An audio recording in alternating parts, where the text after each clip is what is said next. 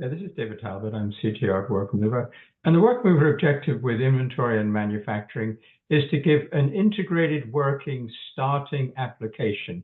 We expect we'll have to augment this quite a bit for your exact situation, but you've got a good skeleton that works together and is correct.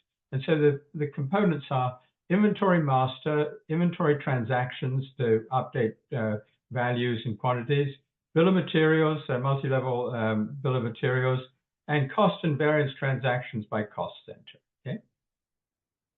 So the inventory master, fairly standard, on hand, on order, committed, available, standard cost, actual cost.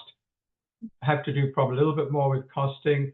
Maybe we need to do lot sizes and inventory by lots. Maybe we need to do expiration dates.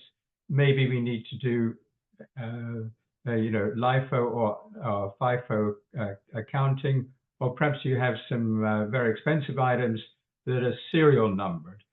But everything is based on this foundation.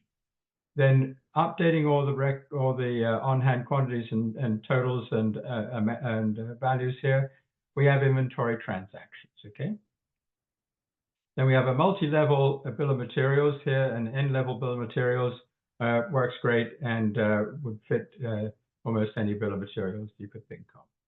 And then the final item is cost transactions. So as you do tasks, we automatically can update costs by cost center. And again, you're probably going to want some extras with costing, but we have a basic skeleton that we can start from, so you're not starting from scratch. And then you can also have a look at what we have and see what variations you need, which is a lot easier than just starting with a blank sheet of paper. So thanks very much then. Bye-bye.